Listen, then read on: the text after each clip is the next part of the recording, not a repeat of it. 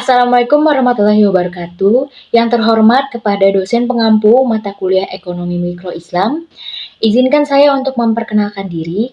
Saya Ahdanila Hikmahwirawan dengan NIM 2210116020. Pada kesempatan kali ini, saya ingin memaparkan hasil laporan analisis saya mengenai analisis pasar dan juga biaya produksi pada salah satu UMKM yang terletak di Pondok Labu, yaitu Nasi Goreng Afkar Jaya 175.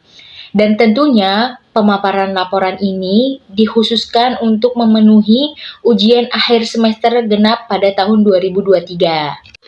Usaha mikro kecil menengah atau biasanya kita sebut dengan UMKM sudah diatur di dalam Undang-Undang Nomor 20 Tahun 2008. UMKM merupakan sebuah usaha ekonomi produktif yang dioperasikan secara perorangan maupun badan usaha yang pastinya sudah memenuhi kriteria usaha sesuai dengan peraturan yang berlaku. Laporan ini akan membahas mengenai analisis keadaan pasar dan juga biaya produksi pada UMKM Nasi Goreng Afkar Jaya 175.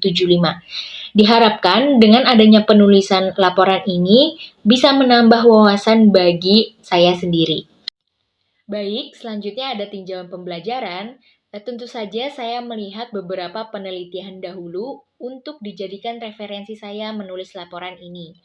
Ada beberapa tinjauan yang saya dapatkan sesuai dengan judul laporan saya. Yang pertama ada pasar. Menurut Episah, pasar merupakan tempat bertemunya antara penjual dan pembeli yang melakukan transaksi baik itu barang maupun jasa. Selanjutnya ada biaya produksi. Menurut Prawiro, biaya produksi merupakan sebuah ongkos produksi yang harus dikorbankan oleh pemilik usaha untuk menghasilkan suatu produk yang nantinya produknya bisa dijual di pasar. Yang terakhir ada pengertian dari UMKM. Menurut Kurnia Cahaya dan kawan-kawan, UMKM merupakan sebuah usaha produktif yang dimiliki oleh perorangan maupun badan usaha yang tentunya memiliki ruang lingkup dan karakteristik yang berbeda. Baik, saya lanjutkan ke hasil pembahasan. Saya ingin menceritakan latar belakang terlebih dahulu mengenai Nasi Goreng Afkar Jaya 175 ini. UMKM tersebut telah ada sejak tahun 2020 dan terletak di Komplek DDN Pondok Labu. Menu yang dimiliki oleh penjual nasi goreng ini sangat bervariatif dan harganya terjangkau mulai dari 15.000 sampai 25.000. Ada kelebihan lain dari nasi goreng ini, yaitu yang pertama bisa membayar lewat kris. Sebagaimana kita ketahui bahwa sekarang serba digital, jadi banyak orang yang memilih untuk membayar menggunakan kris.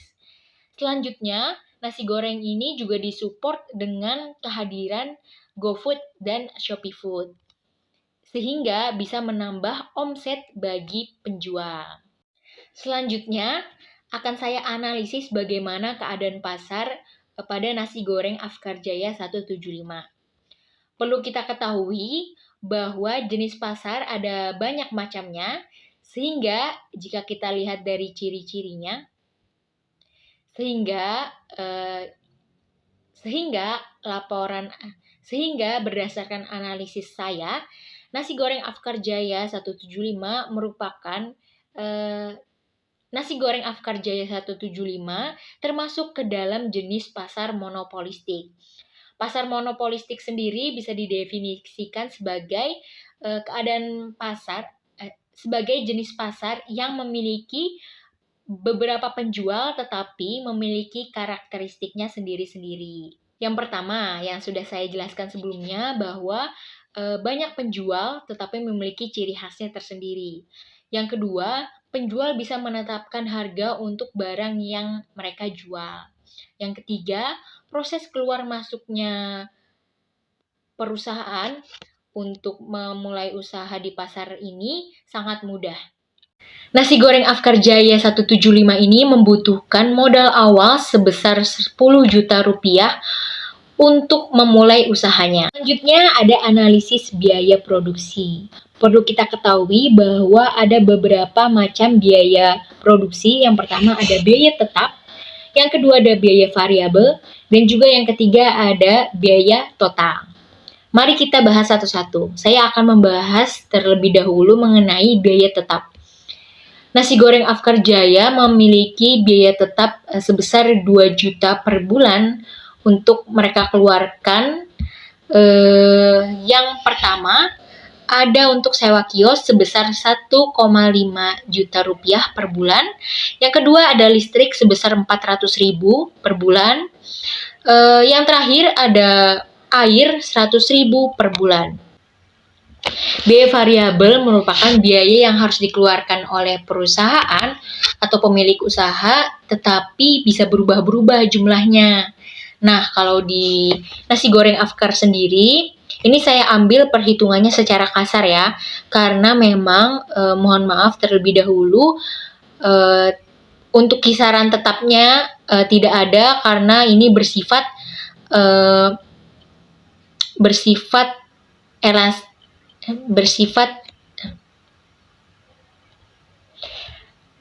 biaya produksi yang pertama, baik biaya variabel pada nasi goreng Afkar Jaya. Yang pertama ada untuk membeli gas, perhitungannya per bulan 300.000.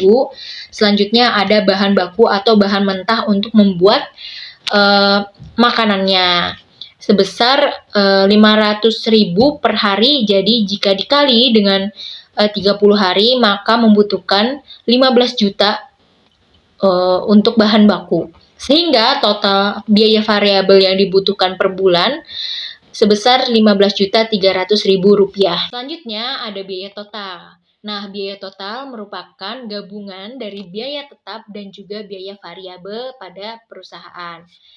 Jadi totalnya sebesar 2 juta ditambah 15.300, sehingga biaya total perusahaan nasi goreng Afkar Jaya ini sebesar 17.300.000 rupiah. Selanjutnya ada total penerimaan atau revenue yang bisa diperoleh dengan gross profit dikali harinya, yaitu gross profitnya 500.000 ditambah 300.000. Dapat dari mana? Yang pertama 500.000 itu untuk bahan baku mentah, plus 300.000 itu untuk biaya gas. Gross profit merupakan perkalian di antara biaya variabel. Lanjutnya dikali 30 karena harinya ada 30. Jadi totalnya adalah 24 juta per bulan. Selanjutnya kita akan menghitung biaya bersih atau net profit. Selanjutnya kita akan menghitung laba bersih yang dihasilkan atau net profit yang bisa dihasilkan melalui total pendapatan dikurang total cost. Sehingga total pendapatan 24 juta tadi dikurang dengan 17.300.000 rupiah. Sehingga laba bersih yang dihasilkan oleh nasi goreng Afkar Jaya ini sebesar 6.700.000 rupiah per bulannya. Ini hanya, sekali lagi, ini hanya perhitungan kisaran saja, seperti itu. Baik, kesimpulannya, walaupun terjadi persaingan kompetitif, akan tetapi nasi goreng Afkar Jaya 175 ini pastinya memiliki karakteristik sendiri, sehingga mempunyai pembeda antara yang mereka jual dengan penjual lainnya. Sehingga hal tersebut tidak menghalangi mereka untuk tetap menjalankan usahanya. Baik, sekian presentasi pemaparan hasil laporan saya mengenai salah satu UMKM. Semoga pemaparan hasil saya ini bisa menunjang untuk ujian akhir semester genap 2023 pada mata kuliah Ekonomi Mikro Islam. Saya ucapkan terima kasih kepada dosen pengampu. Sekali lagi, wassalamualaikum warahmatullahi wabarakatuh.